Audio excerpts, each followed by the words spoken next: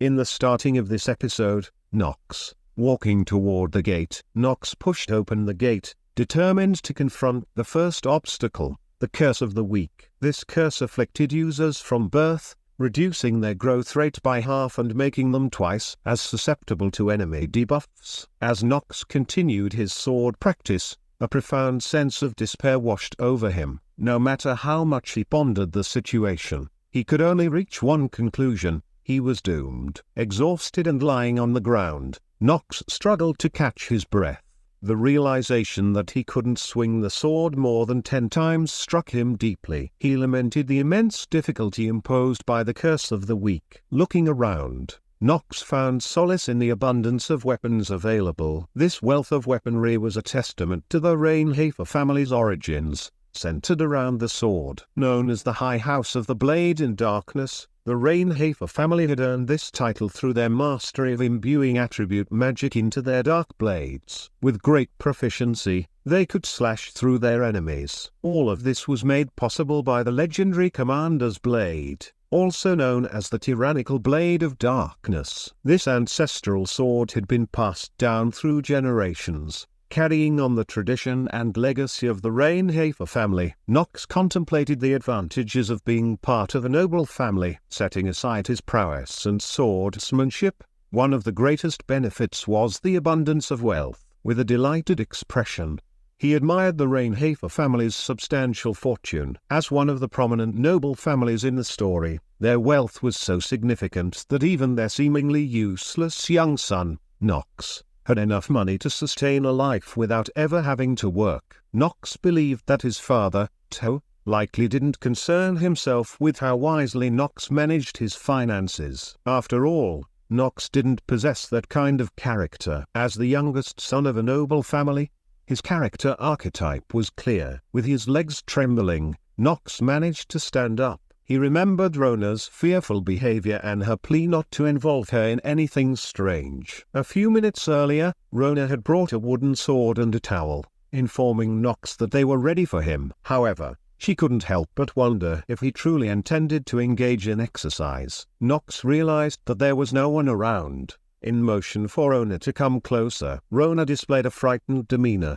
questioning his intentions and expressing concern that he might hit her. Nox, caught up in his frustration, exclaimed and asked her what she was talking about. He then grasped Rona's ear, pulling her closer, and whispered something in her ear. After hearing Nox, Rona shouted in surprise, questioning his plans. She looked at him, expressing her disbelief that his ideas were merely garbage. However, Nox commanded her to figure it out and sharply told her to be quiet. Rona replied with a trembling voice, acknowledging his request. As Rona left to retrieve the requested items, she couldn't help but think to herself that the young master hadn't changed a bit. Meanwhile, Nox contemplated the time it would take for Rona to complete her task. Hoping that everything would be ready by tomorrow, he poured himself some tea, pondering a solution to his curse and the need to increase his stamina. Suddenly, a voice interrupted his thoughts. It was Rodwell Denark, the head butler. Nox was taken aback as he recognized Rodwell,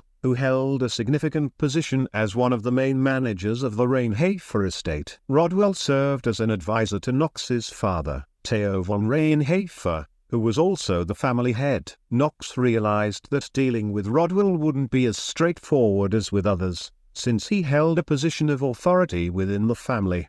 Nox pondered the encounter, considering it a potentially significant challenge. He wondered if Rodwell had noticed something unusual happening and contemplated his own means of handling the situation. Nox activated his positive trait of Master of Acting and questioned Rodwell's presence, stating that the head butler should be serving the family head.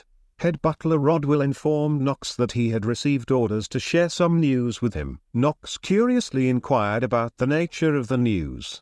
The head butler revealed that Nox was instructed to participate in tonight's dinner. Nox, unfamiliar with the family and the situation, hesitated at the idea of having dinner with the family head. He contemplated the request, realizing his lack of knowledge about the family dynamics. Nox responded to the head butler, expressing his reluctance to attend the dinner. Head butler internally pondered the master's intentions behind ordering young Master Nox to participate in the dinner. Head butler then reported that the lady of the still-inner family had arrived and was seeking night training. He emphasized that if Nox refused to participate, it would likely anger the family head. Nox let out a sigh, acknowledging the circumstances. He understood the importance of following his father's orders and reluctantly agreed to attend the dinner. Head butler observed Nox with a questioning gaze and thought aloud that something was off about him that day. Nox, somewhat defensive, asked if there was something the head butler wanted to say. The head butler acknowledged Nox's unusual behavior. Noting that Nox had never shown much interest in wielding a blade before, he inquired about the reason behind Nox's decision to visit the practice hall on his own. Nox, with a stern expression,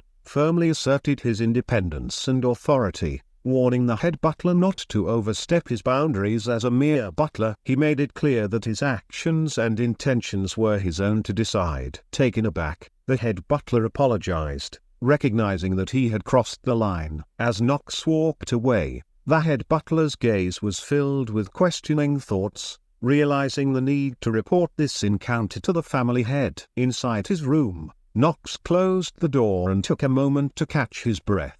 He reflected on the unexpected confrontation, feeling relieved that possession didn't activate. Nox shifted his focus to the mention of the young lady from the Stinner family, wondering why she was present in their household. During the dinner, Nox found himself being mocked by twin brothers, Hartz and Alan. Alan expressed surprise and disbelief that Nox had shown up, indicating that he wouldn't enjoy the meal because of it. Hartz questioned whether Nox still had regrets about being part of the family, to which Alan agreed. Alan directly addressed Nox, expressing his disbelief at seeing him there and accusing him of inappropriate behavior with one of the maids. Hartz joined in, stating that Nox was a lost cause.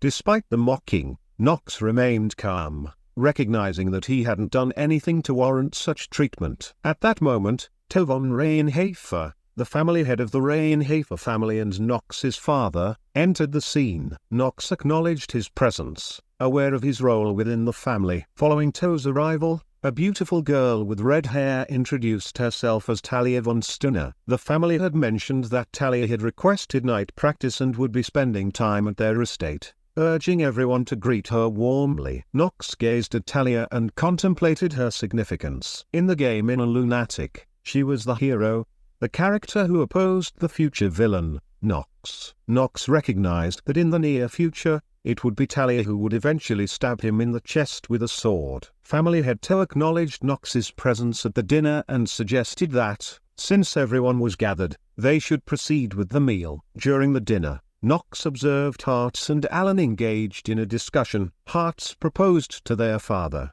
Teo, that it was time to decide the next person to enter Albion Academy. Teo considered the suggestion and agreed that it was indeed the appropriate time to make that decision. Albion Academy held great importance within the game Inner Lunatic, serving as the place where pupils faced various challenges and fought demons, forming the main storyline. Nox realized that attending the academy was crucial for him. It would allow him to gather his own allies while following the overall structure of the story. However, family head Teo clarified that Albion Academy only permitted 3 individuals from each family to attend. This limitation aimed to restrict the influence of the nobles. Teo mentioned that he had already used 2 slots for his first and second sons, leaving the Reinhard family with just 1 more entrance ticket available for the academy.